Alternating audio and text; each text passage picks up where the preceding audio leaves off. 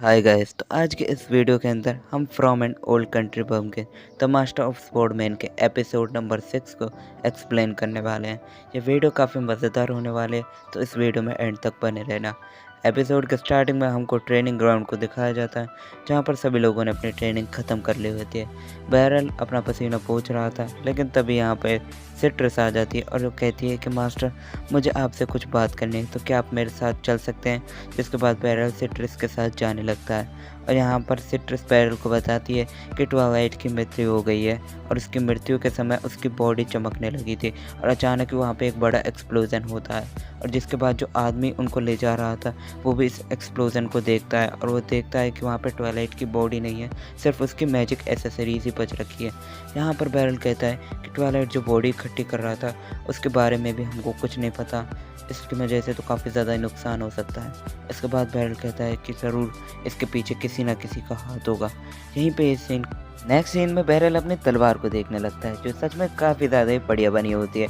Barrel कहता है कि बेल्डर, आपका बहुत बहुत शुक्रिया कि आपने मेरे लिए इतनी अच्छी तलवार बनाई। इसके बाद बेल्डर कहता है कि मास्टर, ये तो मेरा सौभाग्य है कि मैं आपके लिए तलवार बनाई। इसके बाद बेल्डर कहने लगता है कि ये तलवार सच में काफ़ी ज़्यादा मस्त है। इसके बाद क्रोमी रास्ते में पूछती है, मास्टर इस तलवार की धार कैसी होगी। इसके बाद ही रास्ते में लूसी दिखती है। लूसी बहरल से कहती है कि बहरल, क्या आप कुछ देर के लिए मेरे साथ आ सकते हैं, मुझे आपसे कुछ बातें करनी है। इसके बाद बहरल कैरी से मना करता है कि मुझे माफ़ करना, मुझे थोड़ी देर में आऊँगा। जिसके बाद बहरल लूसी के साथ उसके घर जाने लगता है और कहता है कि तुम्हारा घर तो सच में काफ़ी ज़्यादा बड़ा है। इसके बाद वो पूछता है कि म्यू के क्या हाल चाल है। यहाँ पे लूसी बताने लगती है कि मैं तुम्हें एक खास आदमी से मिलाना चाहती हूँ और ये आदमी और कोई नहीं, चर्च ऑफ स्पेन का एक प्रीस्ट होता है। इस प्रीस्ट का नाम हमें नहीं बताया जाता। यहाँ पे बैरल कहता है चर्च ऑफ स्पेन, ये तो हमारे पड़ोसी देश में है ना।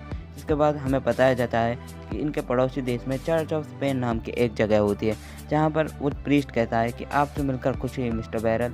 तो यहाँ पर बैरल कहता है कि बताओ लूसी, तुम्हें मुझसे क्या काम है। जिसके बाद लूसी बताने लगती है कि बैरल, आपने देखा ही होगा ट्वाइलाइट जो चीज़ें यूज़ करता था वो magic accessories church of Spain से ही आई थी, और आपको पता है कि वो खतरनाक आदमी ने दी थी जिसका नाम है सर रेवेलियन। सर रेवेलियन एक बहुत ही खतरनाक आदमी है और ट्वाइलाइट उनके लिए काम करता था।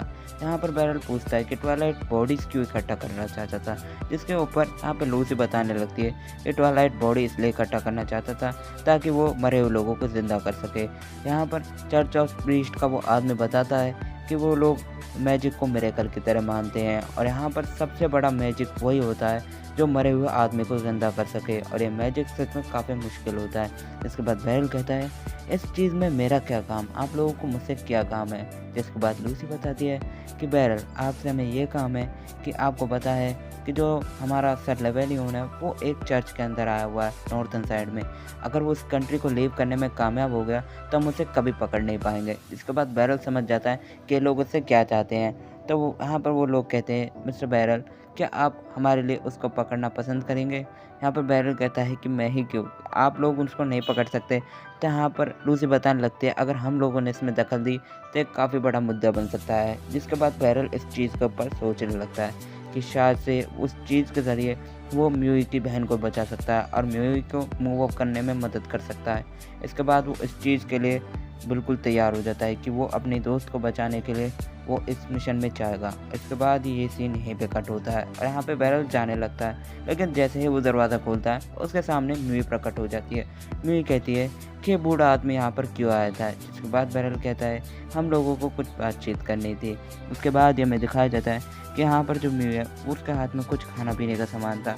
बैरल पूछता है कि तुम खाने पीने का सामान क्यों लेकर आई हुई, और वो कहता है कि तुम कैसी हो। जिसके बाद म्यूई कहती है कि आप मेरे साथ इतना अच्छा व्यवहार क्यों करते हैं, और ऊपर से ये जो लड़के मुझे पैसे क्यों दे रही है स्कूल भेजने के लिए, पता नहीं लोग मेरे साथ इतना अच्छा व्यवहार क्यों करते हैं जबकि मैंने उनके साथ इतना बुरा किया है। इसके बाद बैरल कहता है कि तुम्हें टेंशन लेने की कोई ज़रूरत नहीं, अभी तुम बच्ची हो और हम बच्चों का बड़ों का ख्याल रखना बहुत ज़्यादा ज़रूरी होता है। बड़े का फ़र्ज़ होता है कि वो बच्चों का ख्याल रख सके। और वो बैरल कहता है कि म्यूई अपना ध्यान ज़रूर से रखना। अब वो उसको हक करने की कोशिश करता है। जिसके बाद म्यूई कहती है कि आपने इतनी तकलीफ़ दी, लेकिन मैं चाहता हूँ कि तुम्हारा फ्यूचर मेरे फ्यूचर से भी अच्छा हो। इसके बाद वो उसके सिर को सहलाने लगता है, लेकिन यहाँ पे म्यूई इसके हाथ को हटा देती है। अब बैरल कहता है अच्छा तो फिर मैं चलता हूँ, मैं उसके बाद ही आपसे मिलूँगा। यहाँ पर बैरल अब नॉर्थन चर्च की तरफ आ जाता है। नॉर्थन चर्च के सामने ही जो हमारा सर रेवेलियोन है, वहाँ से अपना बोरिया बिस्तर बांध कर जाने लग रहा है। लेकिन बैरल ये सारी चीज़ें देख रहा होता, वो सोचता है कि उसे किसी तरीके से ऐसे रोकना ही होगा। जिसके बाद बैरल उसके पास जाने लगता है, लेकिन तभी एक आदमी आ जाता है। वो उससे कहता है, तुमने ट्वाइलाइट की टीम को हराया था ना, तुम वही आदमी हो। जिसके बाद बैरल उस पर हाँ करता है और वो आदमी कहता है कि लगता है तुम्हें हराने के लिए तो मेरे बंदे ही काफ़ी है। तो वो कुछ बंदों को अब बैरल के सामने खड़ा कर देता है और सारे बंदे मिलकर अपनी अपनी तलवारों को जॉइंट करते हैं और एक मैजिक रिचुअल क्रिएट करते हैं, जिसकी वजह से बैरल समझ जाता है कि वो लोग अपनी पावर को इंक्रीज कर रहे हैं और वो एक एक करके बैरल के ऊपर अटैक करते हैं। जिसके बाद बैरल उनमें से एक आदमी की चेस्ट को फाड़ देता है। यहाँ पर दो आदमी फिर बैरल के ऊपर लगातार अटैक करते हैं, लेकिन तब यहाँ से एक विंड ब्लास्ट आता है। ये एक मैजिक सा होता है जिसे देखकर बैरल भी चौंक जाता है और सारे लोग बैक ऑफ कर जाते हैं। यहाँ पर बैरल सोचने लगता है कि ये कौन हो सकती है, बट ये और कोई नहीं, फैसल होती है। फैसल यहाँ पे बैरल से कहते हैं आप ठीक है ना मास्टर, और क्रोमी भी उनकी मदद करने के लिए आई होती है। बैरल कहता है कि तुम यहाँ पर क्या कर रहे हो, तुम्हें पता है यहाँ पर तुम्हें नहीं होना चाहिए। तो वो कहते हैं कि हम बाई चांस यहाँ से गुजर रहे थे तो हमने देखा कि हमारे मास्टर मुसीबत में है। जिसके बाद यहाँ पे फैसल और यहाँ पे क्रोमी है, वो उन लोगों पर काफ़ी ज़्यादा ही भारी पड़ रही होती है। जिसके बाद एक बंदा बैरल के ऊपर अटैक करने की कोशिश करता है, लेकिन बैरल उसे अपने जो तलवार है उसके हेड से हरा देता है। जिसके बाद वो बंदा ज़मीन पे बेहोश हो जाता है और बैरल उसे अपनी तलवार से बेहोश करने में कामयाब हो जाता है। यहाँ पर फैसल बताने लगती है इन लोगों की जो मैजिक पावर है वो ख़त्म हो रही है। जिसके बाद वो बैरल से कहती है कि बैरल आपको यहाँ पे नहीं रुकना चाहिए, आपको वहाँ जाकर उन लोगों को हराना पड़ेगा।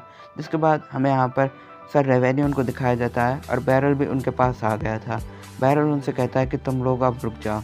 जिसके बाद सर रेवेलियोन एक जादू को समन करने लगते हैं और वो कहते हैं कि अब तुम्हें पता चलेगा कि डेड बॉडीज़ की पावर कितनी ज़्यादा होती है।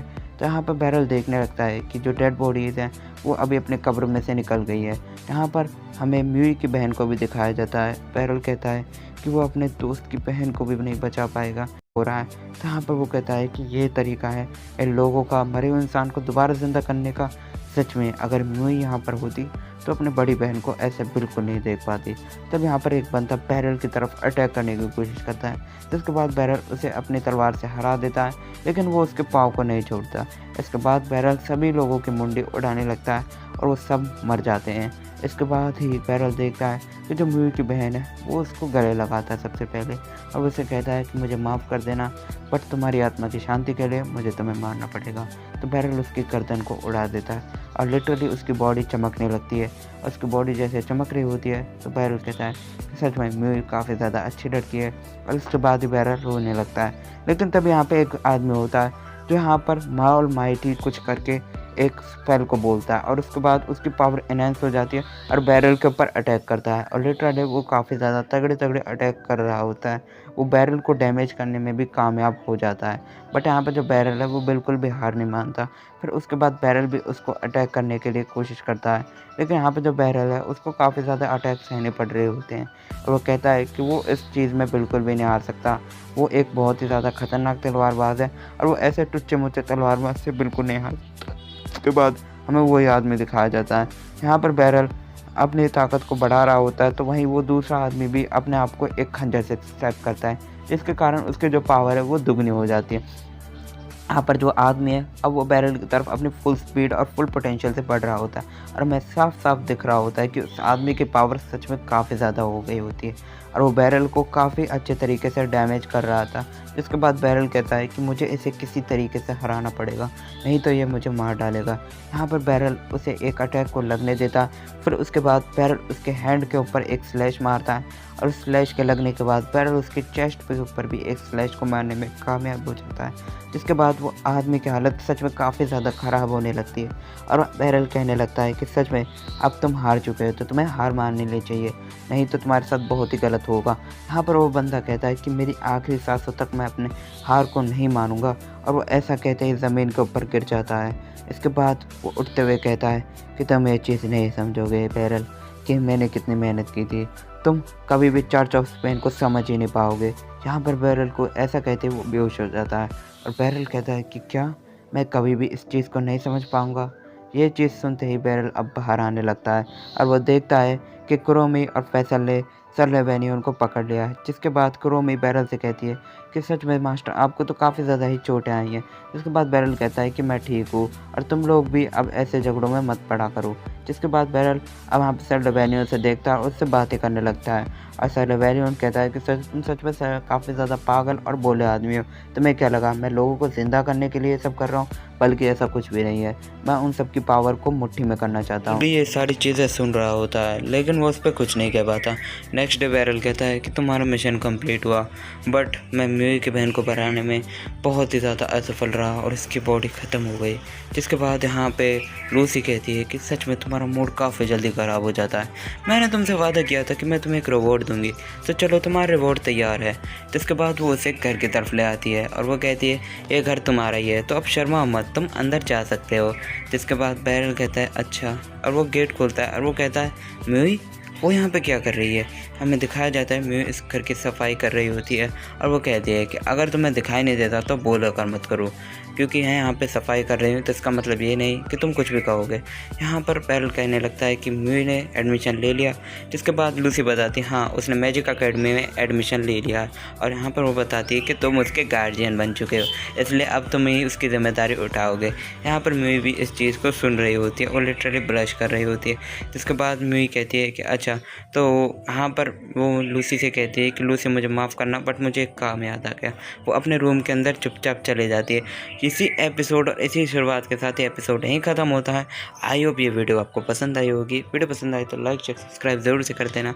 मैं मिलता हूँ एक नई वीडियो के साथ और गाइस अगली वीडियो के अंदर हमें ये भी पता चलेगा कि क्या बैरल आप म्यूई को पढ़ाने में सक्षम रह पाएगा। बैरल की वाइफ कौन होगी, भले उसको एक बेटी मिल गई है, क्या उसके पापा उसके ये सारी हरकतों को माफ़ कर देंगे।